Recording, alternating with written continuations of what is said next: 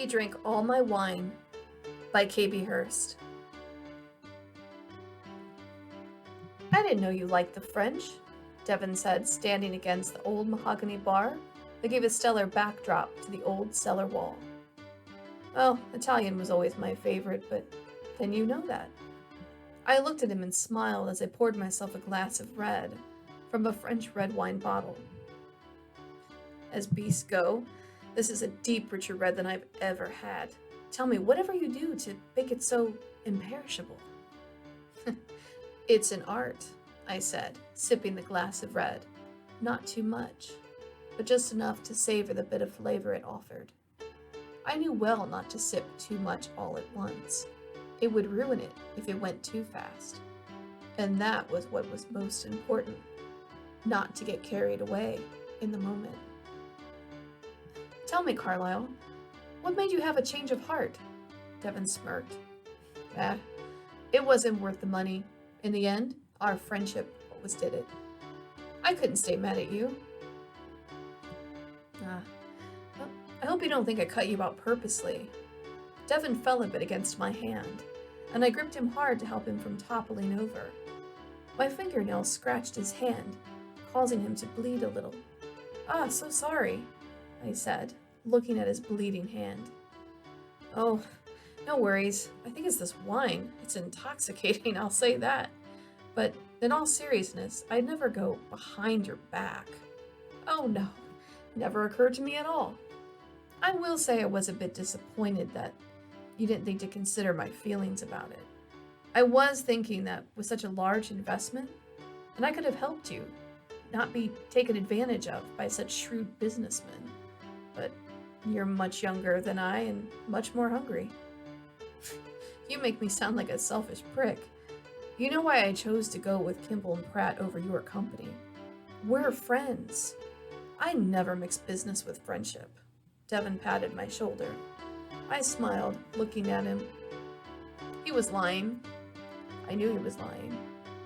I no longer cared because, in a few moments, he'd realized what a mistake he had made.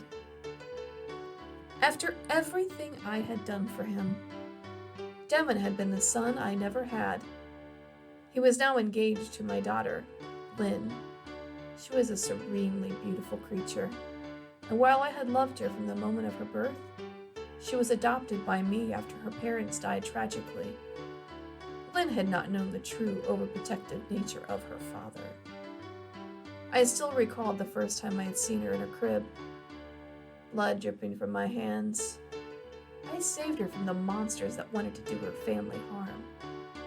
I preserved what I could of them for her in case someday she needed to know where she had come from, saving their essence, if you will, bottling it up to test when the time was right. And there was no time like the present. I'd never let Lynn marry this greedy little fool. Devon had his chance. He might learn my secret. We can't have that. I watched Devon's eyes as they glossed over. I saw him adjusting his collar from the heat. His body was pale, and I watched as he was now sweating. An alabaster brow that had betrayed us all, and I felt so stupid when I had first realized his intentions. Marry the daughter, take over the father's company in tow. Perhaps that was always his intention. That day that I bumped into him running errands, he had dropped a dozen or so sketches, business ideas.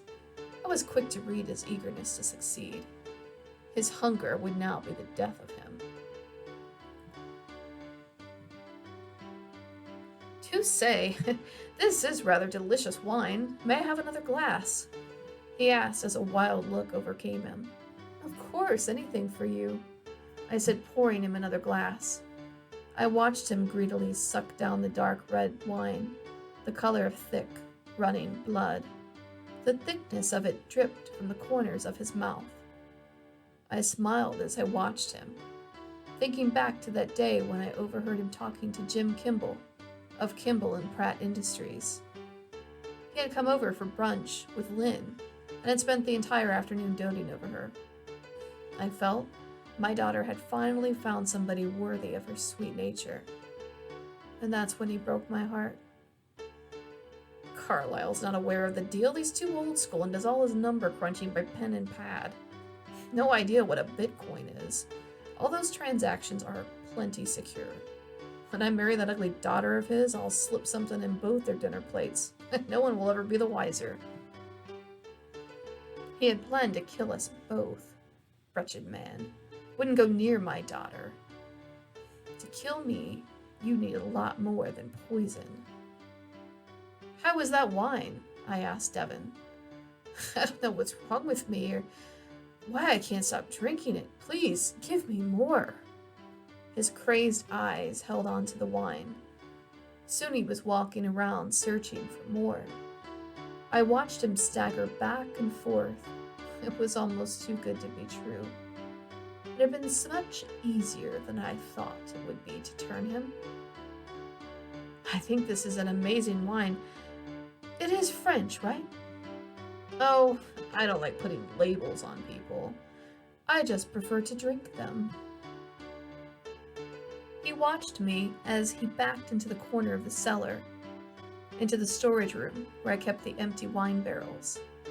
He still did not understand what was happening. What's that? He began to laugh hysterically. Drink them. I like to drink the blood of my victims. Ha ha, now you sound crazy. Devon laughed again. I shut the door to the storage room on him. Hey, what are you doing? Where's more of that delicious wine?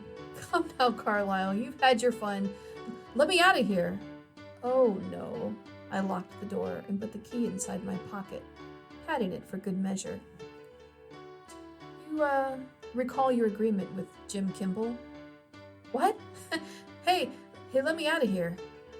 Devon's fear was turning to anger as his new brain was beginning to take shape, wrapping itself around the situation he now found himself. Oh no, I sighed. I won't do that. Instead, I'm letting you be the hungry little monstrous human that you were meant to be. Do you know what it feels like to live a day, or a month, or years buried with no way to feed that hunger? No, what is the meaning of this? He cried out now. I think, if you think very hard, I'm sure you will figure it out. After all, you have an eternity.